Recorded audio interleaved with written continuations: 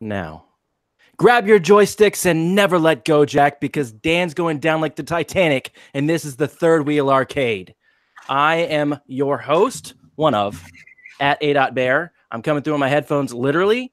This is episode 7. I've done that 4 shows now, where in my own headphones, I hear my own dumb voice as the YouTube picks it up. So anyway, your smart co-host is on the other end of this in Kansas. That's Dan Rodriguez.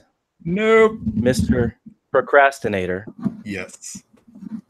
I got the shirt. And I like that you had the foresight to wear that shirt knowing that we were going to be 15 minutes late tonight. Well, yeah, that's every goddamn time. I mean, I should wear this every week. No. That's true. We should just get Procrastinator shirts. Third Wheel Arcade shirts. Yeah. Our third wheel tonight, though, for the second time / second and a half time, is the wonderful Necklace with his beard, Nicholas Downey, at Undead XVI on Twitter. Close, 3XVI, but I'll forgive you this one chance because I don't know your ad either. I just call you Alden. Thanks, Nick. How you doing? Yeah, I'm doing good. Glad to be here on a Friday night. Glad to be out of the minus 27 degrees Celsius weather that I worked in all day. It's insane. It's supposed to snow here all weekend, but it's only like in the 30s. At least it's not negative. Well, the most beautiful thing about living in Canada is sometimes it's so cold it actually can't physically snow. That's not even possible. Can you please science that for me? No, that doesn't. I don't even know what that means. Hold on, wait a minute. Wait a second here. Are you Googling that? No, this doesn't make any goddamn sense. I never plugged in my Ethernet cord, so I'm doing that live on the show. Fucking dipshit. We were all very late to the broadcast tonight. Okay, so when you say minus 21, we've had this discussion before. That's Celsius. Yeah. It's minus minus 27 Celsius. So I don't know what that is. 27. Okay, so let's put this in the sweet Google. Minus 16 degrees. Yeah, fuck that shit. Fuck no. Nope, not even close. Gross. You're supposed to get 5 inches here. I'm supposed to get 5 inches here. Right on. All right. So, Nick, what have you been playing? You've been playing that new Hitman? Yeah. It's over now. Now we're done. This is the whole show, ladies and gentlemen. I didn't mean to bring that up so early, to be fair, but it came out of my mouth, and I can't put it back. Well, what I have been playing 5 inches. that I can afford to play, I played Life is Strange Before the Storm. It wasn't terrible. I'm sorry, Dan. I don't believe you. Don't apologize to Dan. Apologize to all of us and your family. I played that. Thinking I'm going to replay BioShock for like the 50th time because I really want to, and I can't find myself a reason not to.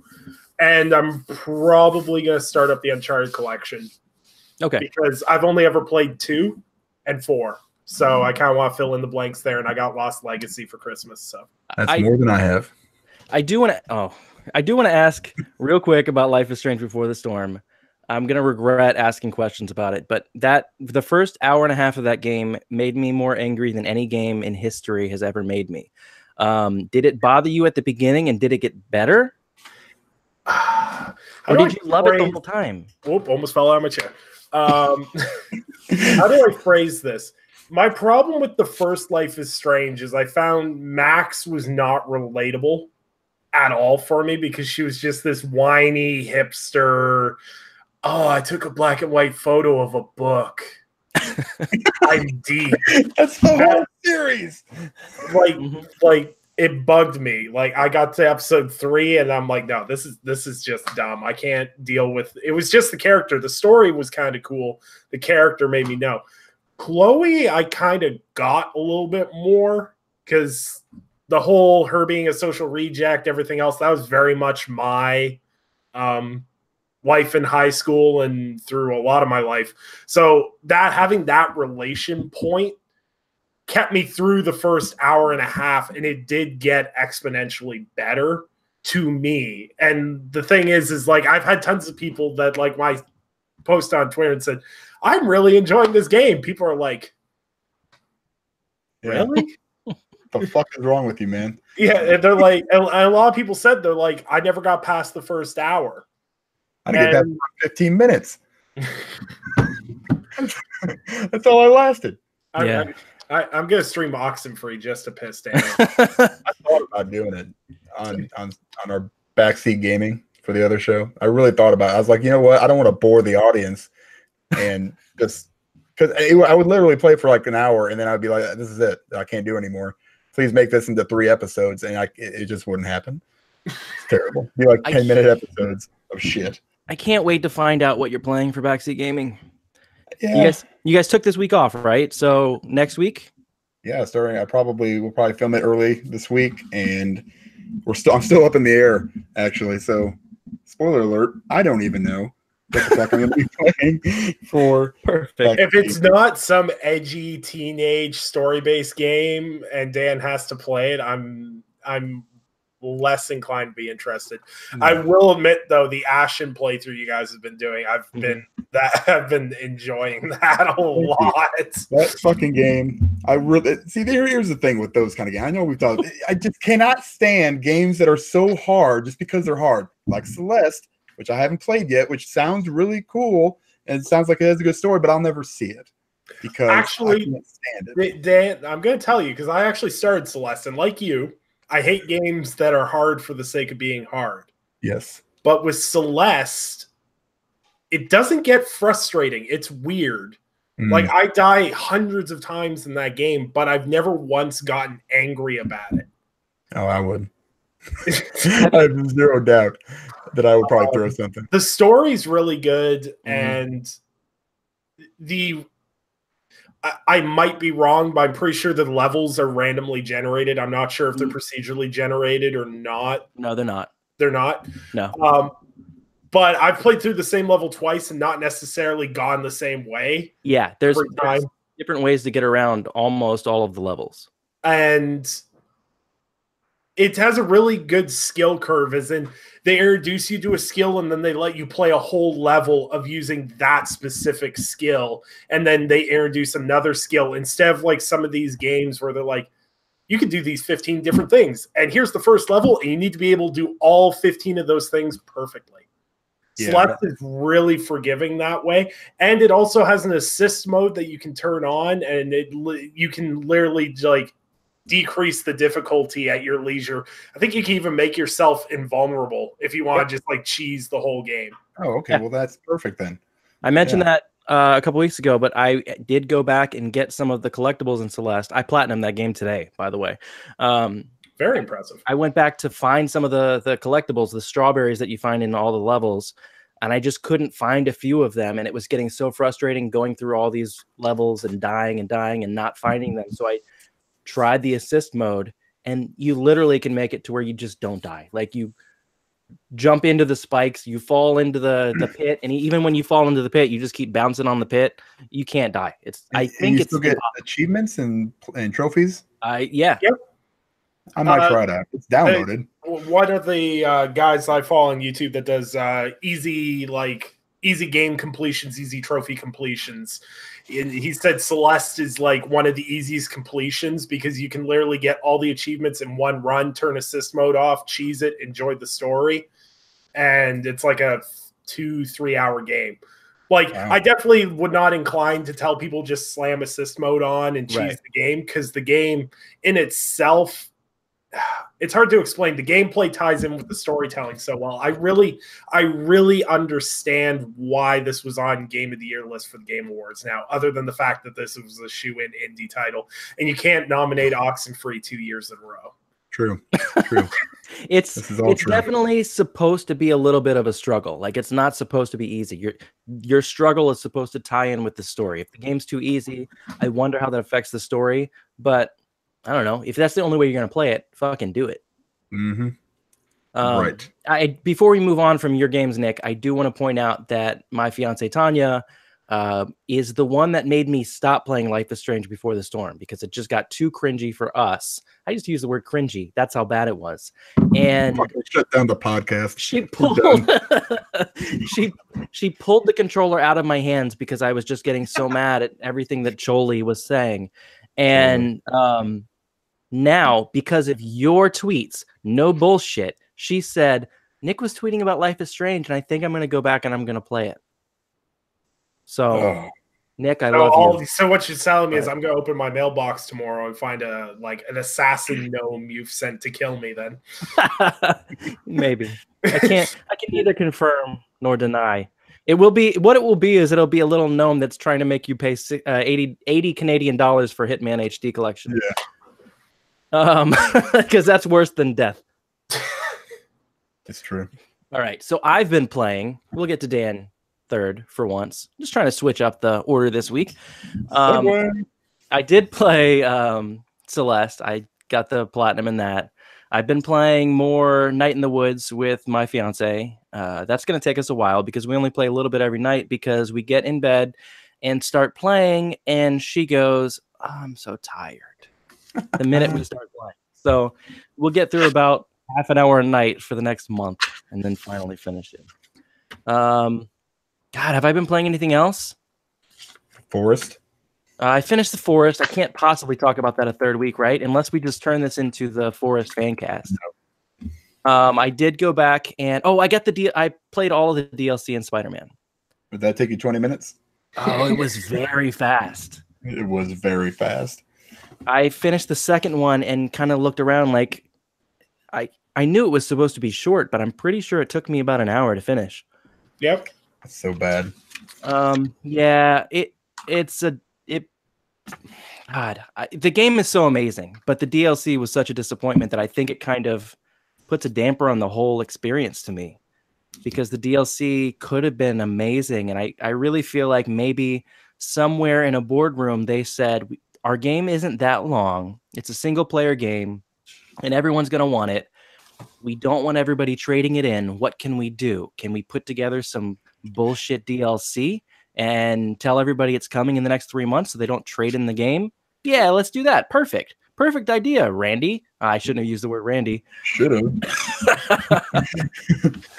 You actually would have been trading in copies of Spider-Man. It'd be man. Oh boy. Anyway, the DLC was fine in its own right, but it wasn't.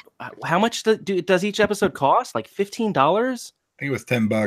$10 an episode? That's insane. Yeah. Because there's nothing to do in them unless you just want to fight crimes throughout the city. And that gets real boring when you're being forced to do it to get all the trophies. Yeah. And Screwball was the worst implementation in the world. I hate her so much. I mean, I was asking somebody, I was like, if I can finish this game and get 100% on these DLCs, if I can kill Screwball at the end, then I'll do it. Otherwise, not even going to happen. Yeah. I'm really not regretting my decision. I platinum Spider-Man and I trade in the game, and I was like, the DLC is probably not going to be good. You were right. Because to be brutally honest, ever since I played Burial at Sea for BioShock Infinite, I've had an incredibly too high of standard for story-based DLC. Yeah. Agreed. That and Last of Us Left Behind. I mean, nothing else. Well, Horizon Zero Dawn's DLC was great. I don't even like that game, and I've got to give that DLC credit because it was like, what, $15? Yeah. And they're like, here's another like 15, 20, or 10 to 15 hours of what you love. Yeah. Plus, we made a bunch of new monsters that you can fight, and they're even more insane than. Like, I don't even like the game, and I can appreciate the effort that was put into that. Whereas, like the Spider-Man DLC felt like someone at Insomniac had a pair of scissors and was like, "Whoops." Yeah. Yeah. It's almost like somebody said, this Screwball stuff sucks. Let's cut it out of the game. Let's just get rid of it. And somebody else saw it and he was like, oh, we got all this good shit over here. Let's use it. Fuck.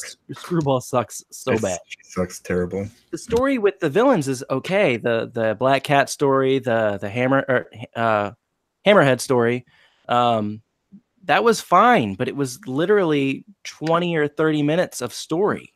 Yeah. So hot trash. That was a bummer. And I'm trying to go back and finish Astrobot because I've never finished it, and I need to finish that before I start Yakuza, which is my next goal. Yeah, segue. That's what I've been playing. Boo, boo, boo, boo. Yakuza. That's literally, I think that and Guacamelee 2. Those are the only games I played. I finished Yakuza 0. The only problem I had with that game is that I really, really wanted to get into there's like I'm going to spoil it for you, but there's like a building up your business kind of thing where you start taking over different stuff. And the story kind of pushes you towards finishing the story. And you can go back and do it all, but it's like, hey, we've got to go rescue this person and time's against us.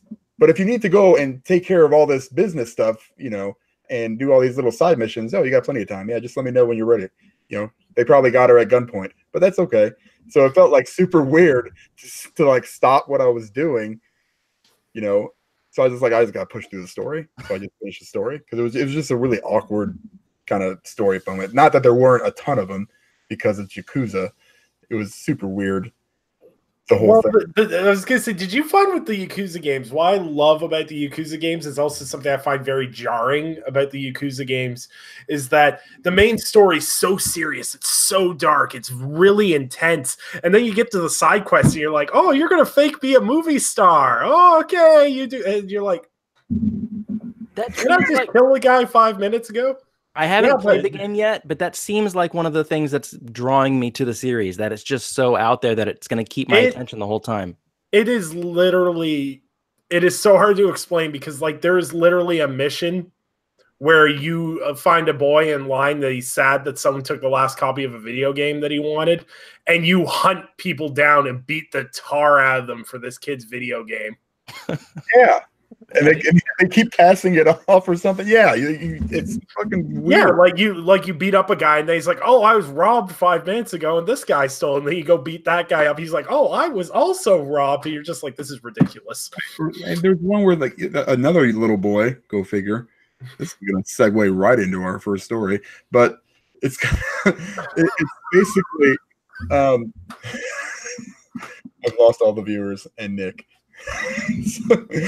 No, this is even worse because I think it was that one where God damn it, you had to go get this kid like a porn magazine, and you had to like stealthily avoid like your assistant and like people on the street and these people out smoking on a break or something. It was crazy. No, the absolute worst one where I was like, if my wife comes in, I'm playing this game, she's gonna question is the one where you have to go out to find out like the boyfriend's worried about his girlfriend and she's like selling her underwear. Yeah. So you gotta go start asking, are you selling underwear? Yeah. What do you mean? Whack. And then I hired that woman to run one of my businesses. Because I ran into her later. She's like, "Hey, I need a job." I'm like, "All right, why don't you come over here? You were really good at selling underwear. Certainly you can run a business." So apparently she did a good job. I played through that one. I played through Kiwami. And I didn't do a whole lot of side quests with Kiwami, to be fair, because it was different. It was a lot different than Yakuza 0. And in some ways it was good, some ways it was bad, but now Kiwami 2 I started playing and it's totally different. It's a lot like the fighting's all completely different. The whole skill tree is way different. I'm not sure why they did that. Maybe it was just well, and that's the thing with the Yakuza games, right? Is because like 0 came out in 2015 and Kiwami's the remake of the original game. So like you see all the weird design choices they made through the franchise. And that's why it's so shocking to go like, technically speaking, I always tell people start with 0 and then go to Kiwami, but it's kind of shocking to go back. But they did a good job recreating it, I think. I mean, I've seen some old screenshots, and they did an amazing job. I guess they used the same engine or a similar engine or something. I don't know what they did. It was really, really good. How far did you get through the series, Nick? I'm like halfway through 0. I need to find more time to like sit down, play them. My problem is I get absorbed in those damn side quests. Yep. There's so many. I know there's so many of them, and it doesn't help that there's what is going on with all of them. Yay! Oh, shit. Sorry to break in, boys, but we're here for a Googly Feud. Who's this fucking guy? Oh, it's Blastfinger? Blastfinger, Dr. Blastfinger. Nick is fucking shocked right now. This is worse than there's a law firm that's in my town. And it's called Goldfinger. And their slogan is literally "Get Goldfingered today." Oh, well, you don't have to get Goldfingered today, but you can get Blastfingered today. All right, I'm excited. So who's ready for a round of Googly Feud? I'm always ready. I'm going to make it quick tonight because I heard there's a lot of news. But, Nick, do you understand how the game works? I know Dan has played the game before. I have not, but quick explanation of rules. We are stealing from Family Feud. We take from Google and we type something in. For instance, the first topic tonight is going to be Life is Strange is, and then you guys will figure out what Google said Life is Strange is. Autocomplete Google results. Okay. Does that make sense? And Yes. This is a busted Excel spreadsheet that I'm using as a game board. My voice changed this week because I felt like it should be more like a game show. You guys ready? Yep. My mustache is staying this week. Nick, since you're the newbie, you go first. What do you think Google said Life is Strange is? Cringy. Life is Strange is cringy. Judges say, hold on. Excel froze. Life is Strange is number 3 is cringe. Cringe. That's true, though. Dan. Number one. Number 1? Number 1 is fucking terrible. Okay. I think judges are going to say that might be number 1. Get the hell out of here. Strange is a bad game. It's over. It's over. Is that really number 1? That really is number 1. Suck Nick, it. your turn. Life is Strange is Rachel dead? It's a very good question. Also kind of a spoiler to throw out in the middle of a talk show. but that is not one of the answers. Dan, you go ahead, and if you don't get one, I'll tell you what one of them is. All right. Good. Life is Strange is overpriced. It's been free. Oh, it's free? Shit. It's still overpriced. Okay. But no, that's not it. But $100. let's go with number 2. Number 7. Number 7 is the worst one. Okay. Life is Strange is Max a Virgin. Gross, Google.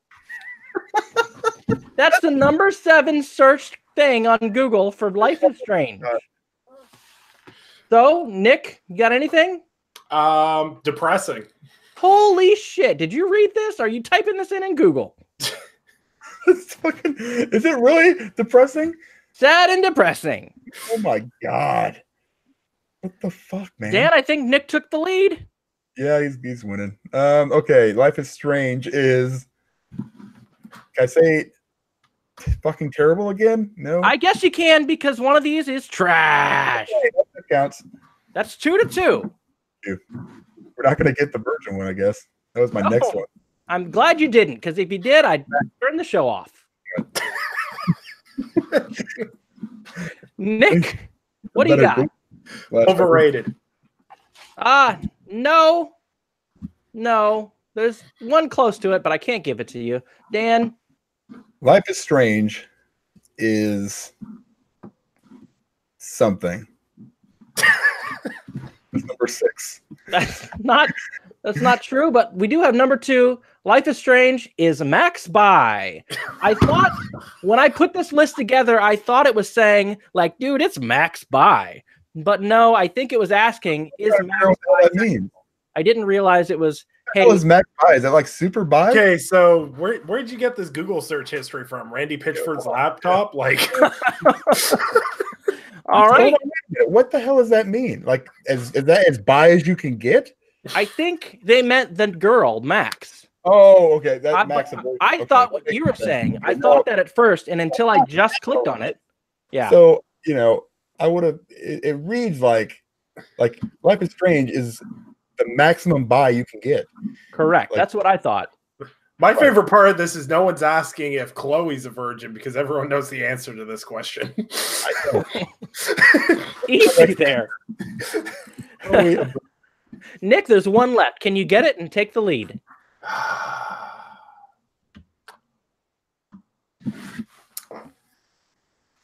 God, I'm having a hard time. Farts. Yeah, I've got nothing. It's sad. It's depressing. It's cringy. Sexual orientation of all the characters. Well, one of the characters that's really underage looking. You haven't picked the obvious one yet. So, Dan, what do you think? Life is Strange is a good game. Oh, you get half credit. What? Life is Strange is the best game ever.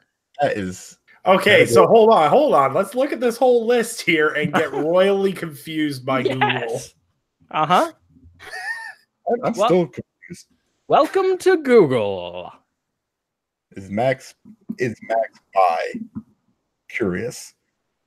I think that's the question. Number 9. What? Number 9? Fuck it. Okay, what's next? Do we want to do Kingdom Hearts real quick, or do we want to skip? Let's do it. Okay, real quick. Yeah. Dan, you go first since you won that round. Right. Kingdom Hearts is delayed. No, that would have been good. I'm surprised that didn't show up. But nope. God damn it. Don't you take my... Kingdom of Hearts is confusing. Holy shit. Ta-da! It's definitely on there. Do-do-do-do-do. Dan. Kingdom Hearts, I'm going to go with an old answer on this, is trash. Trash. Oh. Yeah! Nick. Notes. So we've got trash and we've got confusing. I'm going to go with the best game ever because It's not on the list. I would have thought it would be on there. It's definitely not. All right. Kingdom Hearts is goofy. Oh! Nope. Shit. Don't ruin that. I'm going to give you the number 1 because I don't think you'll get it because it doesn't make sense to me. Kingdom Hearts is, this is the number 1 answer. Kingdom Hearts is light. Yep. What does that mean? I don't know.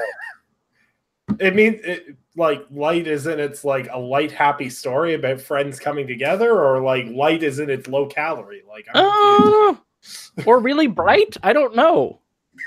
That must be it. Okay. Get your up, Nick. I think. Go ahead, Nick. I'm gonna steal from Sam here because he's my SEO wizard. Is Mickey playable? No, that is not on the. That's a good. Sam's so smart. He is a smart dude, man. We wanted him to do our show, and he just said, "Nope, I'll only do Nick's shows." That's okay. I will live vicariously through Nick. As we all will.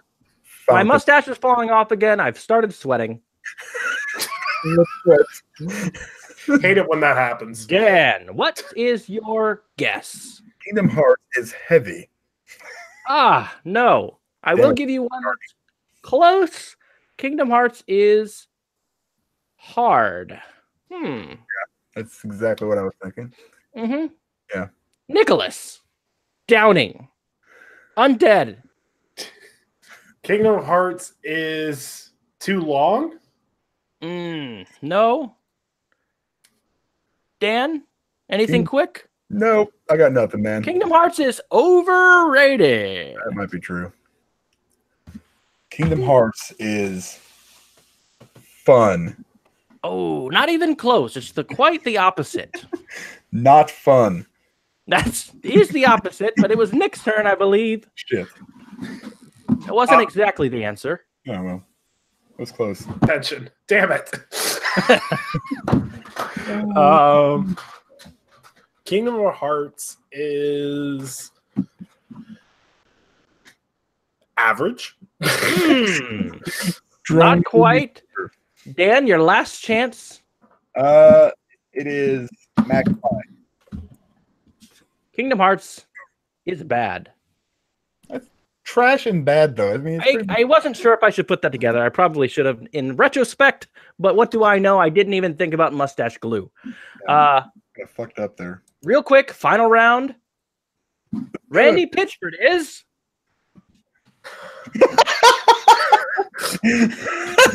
Spoiler alert, I didn't take this from Google. Gross. It's gross. Nick, what do you think? Randy Pitchford is a piece of shit. That's it. You're both close, but very wrong. The correct answer was so fucking gross. I believe Dan may be with a winner, and I'm eating my mustache. So I gotta go. You guys talk about Randy Pitchford for a hot second, and I'll be right back. Why a hot second? Why? Yeah, it could have You been know why. Yeah, probably do. Oh, okay. So, segue. Randy Pitchford might have child porn on a USB that he left at Medieval Times.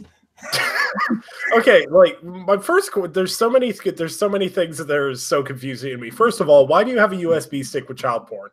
Second of all, why did you take that USB stick of child porn to Medieval Times? Third of all, if you had a USB stick full of child porn, why would you leave it lying around? These are all very, very good questions. All very good questions. The Medieval Times one is my favorite one. Why did you have that shit? Like, I gotta keep this with me just in case my turkey leg isn't enough. Yeah, exactly. Like, don't get me wrong. Like, Randy Pitchford's always come across to me as being slimy. I've never liked the guy. He just always came across as, well, as you said, gross. I've never liked that guy. There's too many alter egos on these shows. But the thing is like the fact that this didn't surprise me is the worst part of it, because it's like, oh, Randy Pitchford has child porn. Oh, okay. Well, I'm not surprised.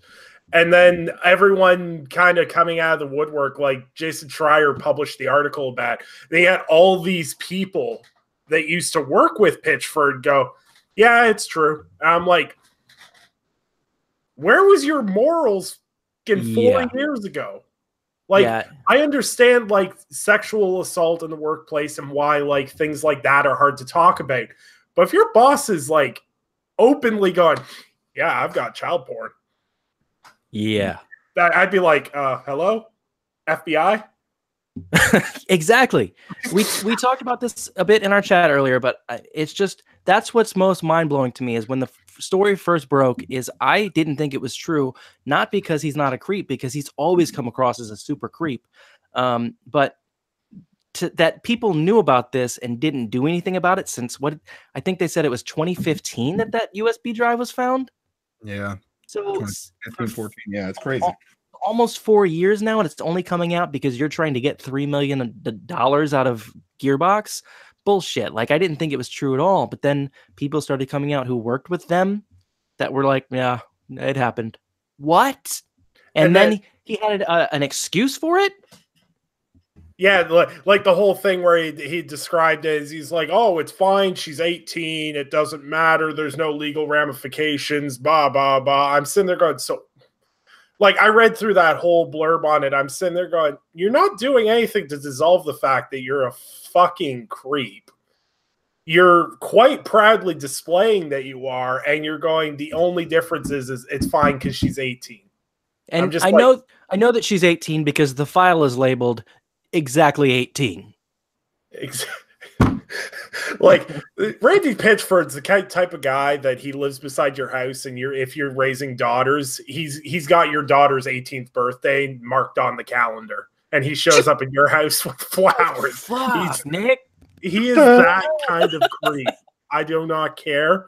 This is the same stance I took with David Cage. These are two guys I'm never going to get on a podcast, and they're never going to send me review copies of their games.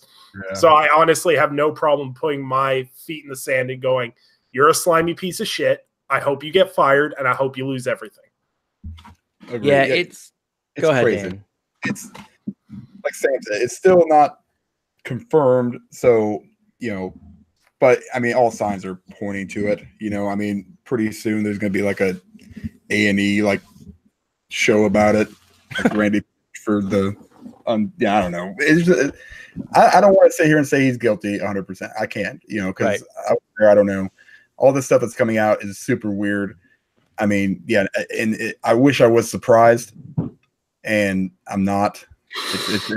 It's I don't know why I'm not. It's just I look at the guy and I'm like, and that's kind of superficial, but it's Randy Pitchford, It's one of those things. You look with certain developers or people, you just get a vibe for them. Like you can totally tell that Cliff Bleszinski on the weekends would probably do a little bit of cocaine and get absolutely shit faced. Oh yeah, you could tell he's that kind of guy. Which when you said his name, I was gonna say definitely does coke, but but that's what I mean though. It's like some assumptions, like something my mom always used to tell me is your first assumption about someone is probably your most correct judgment of their character. Oh shit. I hope nobody's watching this for the first time. Right? Yeah. This is why my follower count on Twitter keeps going down. You too? No, he definitely comes across as weird, and like everyone is saying, it's not confirmed yet. And I still hold to the fact that this is all super weird. And the fact that it wasn't reported for so long and it's only being brought out to make money makes this even more weird. But I also feel like, and I didn't realize this until people were tweeting about it, it should be illegal to not report this. Like, how is it not illegal to not say, "Hey, police, there's a thumb drive you might want to take a look at sitting over here in the White Knight section in medieval times"? Well, like the thing, there's so many things, like if this is true and all that, like going on the assumption that this is true, and then you have all these people that worked at Gearbox saying, "Yeah, Randy's a creep. He did this kind of stuff." Why?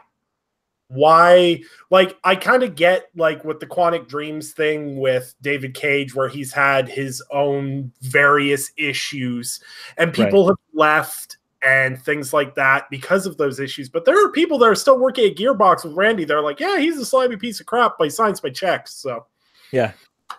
And Borderlands 3, dude, it's so fucking badass. Oh, I don't even want to see what Randy Pitchford's idea of what Borderlands 3 is supposed to be now. I'm reevaluating every Gearbox game I ever played now. I'm just like, I would have to imagine they're going to pull him off that game and still release it. They've got to be a few years into development. I don't think it's dead like everyone's saying. The thing is if the game will get made regardless. Now, if all this comes out to be true and all these Gearbox employees were enabling him, I would not want to be their PR department, because it's like when Sony didn't have crossplay, anything the PlayStation account posted, there'd be people being like, crossplay. It's gonna be the same thing, except with Randy Pitchford, it's child porn. Yeah, the only way this works and doesn't flop, initially at least, at $60 is if they say, "We're gonna have a free DLC coming out where you can shoot Randy Pitchford in the face." And everyone's like, "Yeah, you win." I would not be surprised. It would be very meta of Borderlands 3 to have Randy Pitchford as a boss and that you could kill him. Yeah. And that you get like a thumb drive armor upgrade or something. Yeah. They would do that. Gearbox is the type of developer that would do that. Regardless, until anything more is confirmed, it's definitely just ugly. The whole, like, him paying himself $12 million bonuses and things like that. there's a whole lot of not good. And with them not putting out any games either, like we've been waiting on Borderlands 3 for how long? It hasn't even been revealed yet. Yeah. Yeah, it's a rough situation. And you're right. This whole thing dropped because this guy is suing for basically what amounts to a money laundering scheme that Randy Pitchford was involved in with Gearbox. That he took $12 million and they made it look like it was allocating to something else and he didn't pay it back. So that's a whole bigger issue in and of itself. But then they just threw this other stuff on like 8th page in, like, oh, by the way, like, how do you do that? Like, how is, like, why as a society is it to the point where we have 8 paragraphs talking about all this money he was like stealing from the company and it was super bad? But the 8th paragraph is, oh yeah, by the way, there was also a whole thing with child porn on a thumb drive, but like that's not the issue here. The money's the problem. I'm sitting there going, how about exploiting minors for like, yeah. Like I need people to keep the same energy. Like we saw how balls to the wall everyone went against Naughty Dog when that gentleman stepped out about sexual harassment at Naughty Dog, and everyone went for the throat for Naughty Dog. And people need to keep that same energy with Gearbox, because if people knew about this, why wasn't it reported? Why were so many people okay being silent about this? You're telling me that in that whole company, no one felt uncomfortable and wanted to call the police? Yeah, I wouldn't want to be the guy who comes out today and is saying, yeah, it's true. Well, then fuck you. Like, why didn't you bring that up before now? Hard to segue off this topic. Well, I'm sure Gearbox is going to part ways with Randy Pitchford, kind of like Bungie wanted to part ways with Activision, huh? Yeah! That was nice. That was as smooth as it was going to get. Yeah. Bravo. Thank you. Yeah. Pew, pew, pew, pew. Yeah. So Bungie, what the hell's up with that shit? Good question, man. You're welcome. I don't want to talk about this too long because I feel like everybody and their mother is talking about this. Nick did an entire show last night about this. I doubt he wants to talk for an hour and a half about it tonight. So Nick, go ahead. What do you think? Well, thing is with Bungie splitting from Activision, for me, I'll put my opinion. I won't put any facts in because the facts are really clear. Bungie separated from Activision. Bungie maintained IP and publishing rights for Destiny.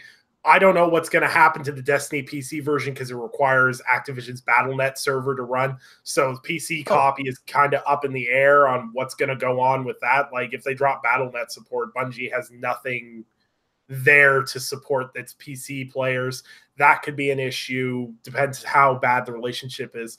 But to me, what this speaks volumes about is how much of a struggle Destiny has been for them to force it into being successful.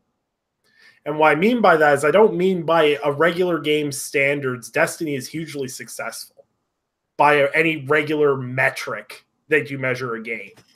It sells well. It sells well out the gate. They have a notoriously bad reputation for the game not being good until they do a couple of expansions in. But to me, the fact that Activision didn't fight for the IP, and like this is like the first time in history Activision's let a developer retain its IP. Like Activision still holds the GoldenEye IP. Even though Rare developed it, Activision published it. No one can do anything with that IP because Activision owns it. If you ever want a depressing list, go look up Activision-owned IPs, and you'll see a long list of games that you want that you will never get. So now I'm sad. So Bungie separating from Activision, to me, basically just says that Activision is like this money pool of what it was is costing us more money than it's worth now, because you can tell that Activision is in cost saving modes. They gutted Blizzard the past month. They paid people higher ups in Blizzard to leave. Yeah. There's been long time Activision employees leaving. Like they lost one of their like chief advisors for their like publishing and marketing teams. They're losing people left and right So they're obviously trying to cut it down and run a thinner business. And the fact Heroes of the Storm got cut from Blizzard, that was the least successful Blizzard IP, that kind of makes sense.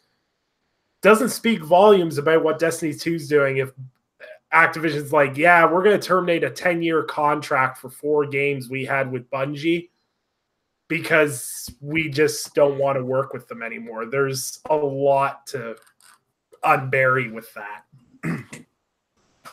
Wow. Well, that's basically... I don't even know what to say to that one. Yeah, that was awesome. Yeah. Yeah. It's good. I think it's good for Bungie. I mean, just, get out there, do your thing. I'm not a huge Destiny fan. They did some amazing work with that game, though. I'm sure, people love it. I've never liked Activision as a publisher, so they just seem like they always want to keep their hands and stuff. So this is kind of weird when I saw it. It's just like, why would you even, but they've still got Blizzard, which I wish they would just let them go and do their thing, to be honest. So, is what it is. I'm still going to play what I play. Activision can still suck a dick.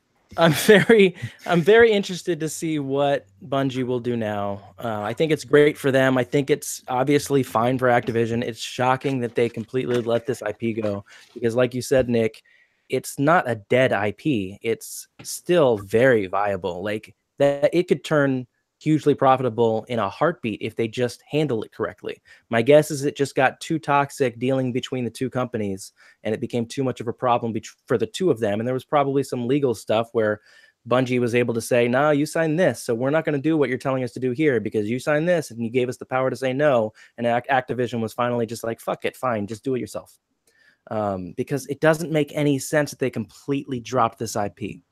I don't know if there was money that changed hands. There hasn't been any report of money changing hands, right? The weird thing that a lot of people are forgetting in this is like, because everyone's like, oh, well, now Blizzard can get out too. Blizzard's owned by Activision, whereas Activision had an exclusive publishing deal for Bungie.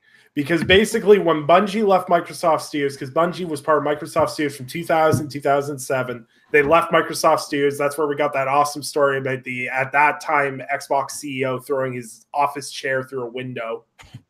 Because of Bungie coming in, they handed in their letter that they were resigning. They started Bungie as a separate company from Microsoft Studios and then signed in exclusively with Activision for publishing.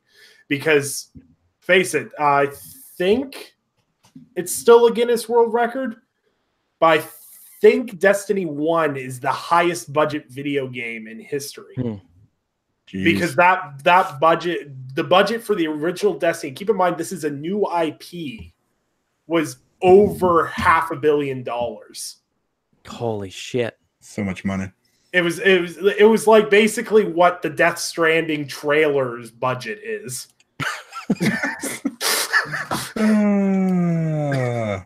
What a game. I don't want to talk about Death Stranding.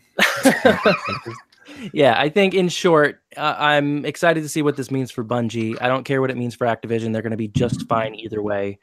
I'd like to see what Bungie does. I don't want them to go to Microsoft. Everyone has said it on Twitter, so I don't want to reiterate it too much. But I read Blood, Sweat, and Pixels by Jason Schreier, where they talk about Bungie's situation with Microsoft. And Bungie hated being with Microsoft, and that's why they left and then went to Activision. And that was always strange to me. So I think it's going to be best for them. But Bungie isn't even the same company now that it was then. Most of the people that were in charge then are long gone. So it's an entirely different company. So we'll see where they want to go from here. I know that they want to do something different, I'm sure. But can they get out from under Destiny? I don't know. I mean, they might just want to stick with that and keep trying to make money. Man, segue into what?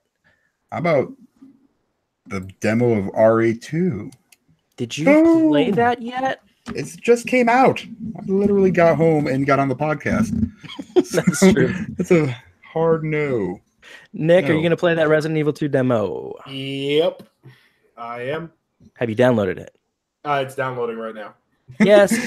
I looked on my PS4 not long before the podcast, and it wouldn't let me download it. So I'm downloading it on my Xbox. So okay. I should do that right now as well. All right. while I'm talking We don't about need it. any of your console war bullshit, Nick.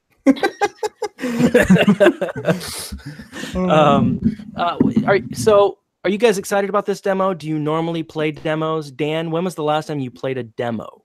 I think Monster Hunter World. Okay, so think- recently. Yeah, that's the last demo. Maybe Forza Horizon 4. I don't like scary games, but I played Resident Evil 2 when I was younger, so I finished it, I think, on my PlayStation, and so I'm probably gonna play this. Is that right? I don't remember. It's been so long since I played this game. It looks really awesome, so it's hard for me to like not even attempt it. So maybe this is a good thing. It's a 30-minute demo, right? One shot. So as soon as 30 minutes is over, that's it, right? So maybe that'll get me to buy the game. I don't know. I normally I wouldn't. I still got Resident Evil 7, which I literally walked up. I didn't even get into the house yet. I walked around a rock, and then I saw something on the ground, and these birds jumped out, and I was like, "Oh shit!" And I turned around, and there was this big skull-looking bone thing. I was like, "Well, I'm done." That was as far as I got into Resident Evil 7. I would love to see you get into the house and what happens next. Right. So maybe that's my next BSG. I don't know. That would be so good. No, it wouldn't. I would be sitting there like grabbing Ains as I played, which sounds awesome, but it's probably not great. I'm going to speak as your not manager right now and say that would be terrible for you to play that game. It would be the worst for you. But damn it would be so great for everybody else in the entire world. If I'm going to do it, I'm going to do it right and just do the VR version. Because I mean, what the hell? I mean, if I'm going to do it, might as well just go right into it and see what the hell happens. What Dan just said is the alternative being like, I want to kill myself. I'm going to use this revolver. No, I'm going to kill myself. I'm going to use a Abrams tank. I'm going to hug the barrel. Right. I mean, I'm going to come over there. I'm going to go to Ains' house. We're going to, load it up. I'm going to have 5 different pairs of shorts and, be ready to go because I'm going to be shitting all over his couch. That's basically what's going to be happening. Look, I am not much better in the horror department when it comes to that. I have Resident Evil 7. I have not played it. I watched some of my favorite YouTubers play it when it first came out. When I couldn't afford to buy video games, I'd watch Let's Players play it. I watched through about half of that game, and I sat there and went, I'm getting scared watching other people play it. I can't handle this. That's as much as I saw one part in Resident Evil 7 where something jumped out of the wall, and that was all I needed to see. Or there was a cop or something that got like ripped apart in a, or side. No, the one that sealed the deal for me was when I saw bugs flying out of a woman's. Yeah, I was just like, I'm done. I'm fucking vagina. Yeah. Really? Yeah. Damn it! Spoiler alert. Bra, I just want to say, Bra in the chat has said, Dan the Pussycat. Yeah. Pussycat. I can't. Didn't work. Nope. Didn't work. It's a hard word to say. Bro? That's a bad Bra. Dan, you're a pussycat. PlayStation. Go watch Bra's video he put on YouTube. It's hilarious. Get to the end when he sings. It's the best. Oh man.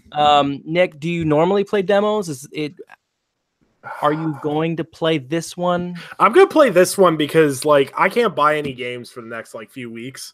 I'm kind of in that work's been slow, so money's not as great, so I can't buy anything right now.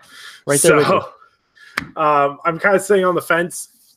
I've had my friends who all went to E3 that have nonstop been talking about this demo because the demo we're getting to play is the one they showed off at E3. Oh. So this is the E3 demo, and I really want to play it.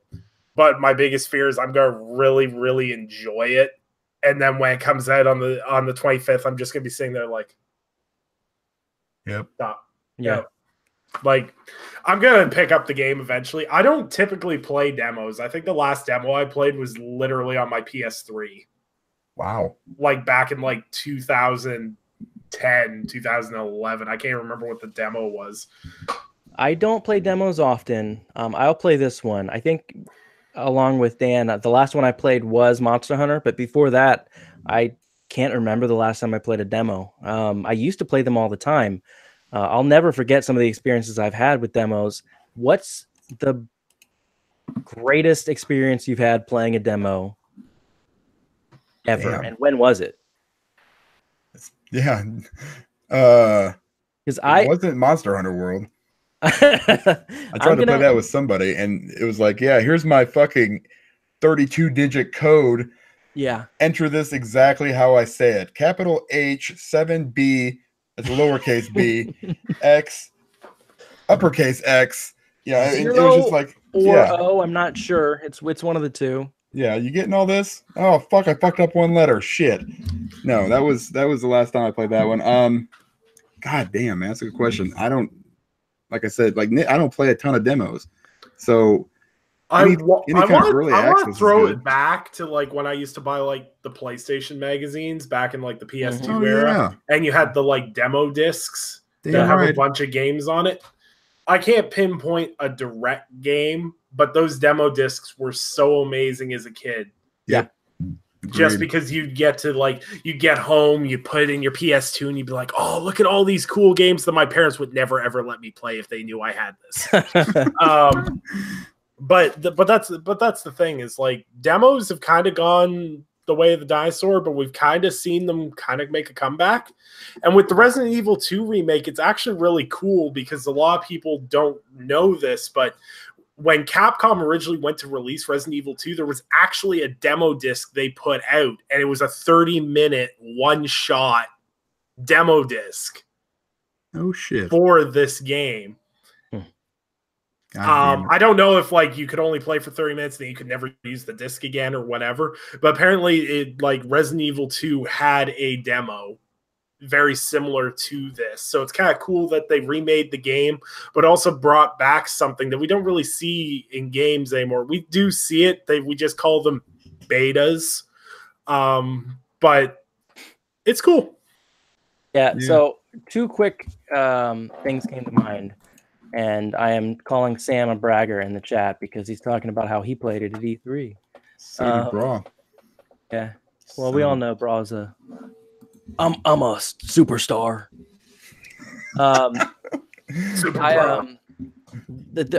Real quick, there were two demos that meant a lot to me and changed gaming kind of for me when they came out. And Nick, as you were talking about the demo discs, mine was on PS1. Which I forget how young you are, and maybe you didn't get those magazines. The Tony Hawk's Pro Skater demo in one of the PlayStation magazines fucking changed everything for me. I played that demo, which was one level. It was the skate park in the warehouse with like 3 songs. I played that demo for hours and hours and hours and hours. I thought I was a cool skateboarder when I was a kid, and I could do like 5 tricks. So I thought I was going to be the next Tony Hawk. So when that game came out, it was like living out my dreams. It was so fun. And it turned into me buying that game, but also the BioShock demo. Dan, did you play that demo before the game came out? Jeez, I don't remember, man. I've fucking slept since then. So it's been a long time. I don't remember a whole lot of demos that I played. A lot of betas you get into and stuff, but I've never, like the biggest one I was ever in, I guess, was like the Sea of Thieves one, and that, I was in the alpha and then the beta, and then so I played that a lot. Funny thing is, it didn't really change too much as far as content on release, but sad. Yeah, it's better now, I hear. So yeah, I mean, I just never been like a huge demo guy. Like if it's a game that I'm on the fence about, I'll take a look at it, and if there's an option to do that, I mean, it's not a bad thing. I wish they had more of them, because I would have probably had half of as many games as I have now. But I bet now so much of the purchasing is based on hype. I wonder if having demos would hurt a game more often than help it. Like people play it and kind of go, all right, cool, never mind, I'm good. Because how many people buy these games and then go, damn it, I wish I hadn't bought this. But BioShock was big because I was on IGN a lot at the time, and IGN kept posting, you got to play this demo, play this demo. And I remember downloading it and coming home and turning the lights off and putting my headphones on. And it's the entire first section of the game. So the plane crashes, and then you get in the elevator and it goes down. And that first time just dropping into Rapture just fucking floored me. Like, it was so good. That was an amazing game, just as is. I mean, the amazing thing with BioShock is not only did they do that once with that game where the intro was so amazing, they did it again with BioShock Infinite too. Yeah. That absolutely floored me that they replicated that exact same feeling twice.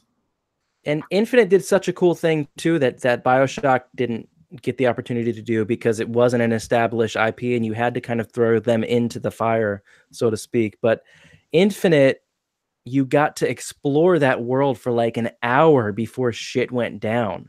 So there was a whole lot of like, oh, what's over here? And you're looking at these stands over here, and you go over here and you hear some barbershop quartet singing a Beach Boys song and kind of going, that's odd, isn't it? And then the game starts to play out. I thought that was a great beginning of a game. Let's keep talking about games that are 12 years old. all right, hold on now. I'm looking for Resident Evil on my Xbox. Okay. Where the fuck is it? Welcome to Dan Plays Games. This is bullshit. Every time I browse games. Browse games! Let me tell you something. I love Xbox, but the PlayStation Store is so much better. So much better. I agree. Where's demos? God damn it. This is some bullshit. I'm going to have it ready to go so I can play it. I might stream it tonight. Welcome to Backseat Gaming. Yeah. Only we don't have a cool intro that some super sexy co-host made. Yeah. Hold on here. Resident Evil. Isn't there like a demo tab? What the fuck is wrong with you, Xbox? This is some bullshit. I'm over here typing in shit. Resident Evil 2. All right, what we got here? Well, which one is it? What's going to happen? How's this going to play out? Hold Is on. he going to get the demo? Get it? I found it. Man, it looks sharp with all these teraflops. Hold on. Oh, the Xenogears demo, man. Yeah. Fuck, that was awesome. I wanted to talk about Panty Party so much tonight, and I know we're going to get to it. No, we can save that. That'll be main topic next week. I think after the Randy Pitchford thing, maybe the Panty Party isn't the wave for this episode. We need to spread that love out a little bit. Beautiful point. We're going to talk about Panty Party next week.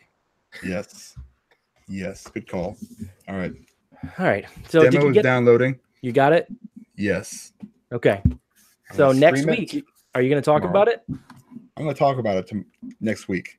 Yes. And tomorrow, probably. And probably tomorrow. On another show. Our rival show. Sunday morning. Sunday morning. When Crash Team Racing comes out, by the way, we've been talking about this on Twitter, but for anybody who's not paid attention on Twitter, first off, follow us on Twitter. Second off, we have talked about doing a Crash Team Racing tournament when CTR comes out, and it's going to be Third Wheel Arcade versus a Season Gaming Bitcast, which Dan is also on. But in talking about that, more podcasts have jumped in and said, hey, we want in on this. NLG said they wanted in. Who else said they wanted in? Somebody else said they wanted in. Nick is the gaming perspective in on this streaming tournament for Crash Team Racing. Breaking news. Are you or are you not? Uh-oh. PlayStation Brawl's in. Can I absorb him into my podcast? Bra, you're part of the gaming perspective crew now. He already absorbed me into his podcast. Wait. So which podcast am I on now? Yep. I'm going to be the ref. I'm the guy with Crash Team Racing, man. I only play good kart races. That's why I play Mario Kart. Ooh. Okay. Suck it. Shit. No, it's so interesting to see, like, because like when I grew up, it was like everyone was like Mario Kart, and then I had this one friend who's like, man, Crash Team Racing. We used to make fun of him so much, and then I got onto social media and I realized there's like this hardcore group of people that absolutely Like when Crash Team Racing came out, I remember we wrote an article about it. We were like, Crash Team Racing returns. People were like, yeah. They were like, all like, yeah. Like I didn't even get this, but like when Cyberpunk 2077 showed gameplay, people were excited, but they weren't like Crash Team Racing excited. Mario Kart's a better kart racer probably. But CTR is really, really fun. Still, it was always the number 2. Like, all right, you don't have Mario Kart? All right, I'll play CTR. But it'll be nice to have it back. PlayStation Bra says in the chat, love fun Mario Kart. I don't know what that means, Bra. Sounds hot. It does. Found that on a thumbstick. Yep, that's awesome. All right, are we wrapping it up? Let's wrap it up. Let's wrap it up.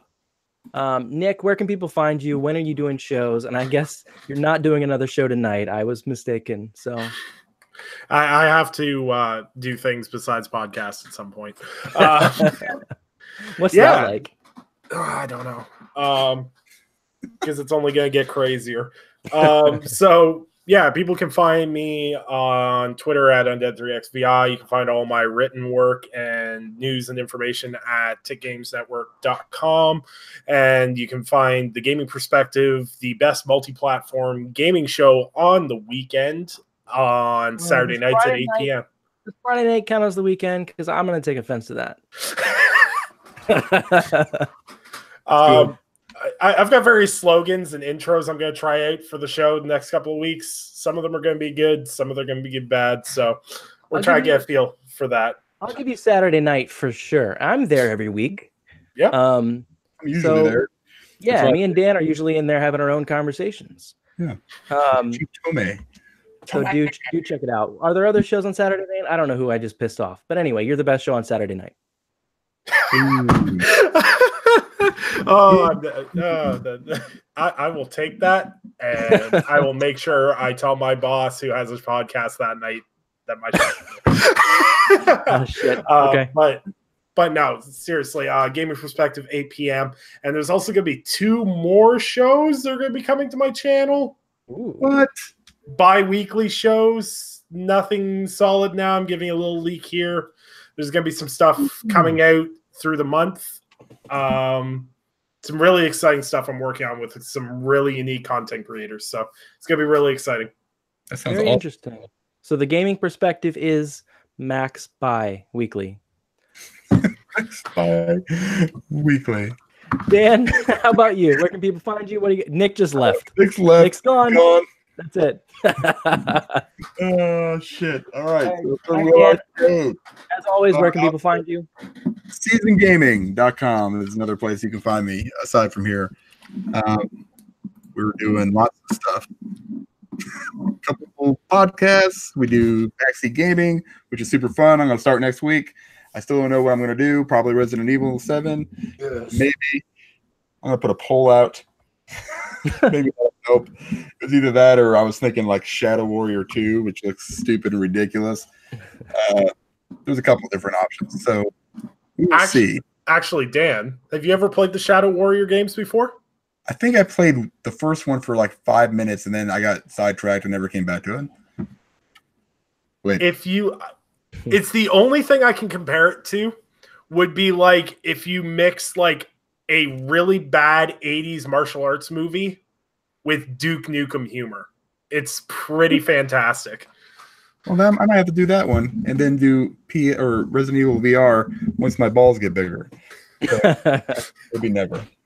Actually, they're starting to sag. Let's be honest with you. I'm getting old. Tell us more about your balls. This is hard-hitting third-wheel arcade shit right here, boys. Balls are life. Outro. Okay. That's it. That's it for the outro. Dan always likes to say stuff that makes me want to hit the stop broadcast button. Hey. It's been a fun show. We had a googly feud. We talked about gross people.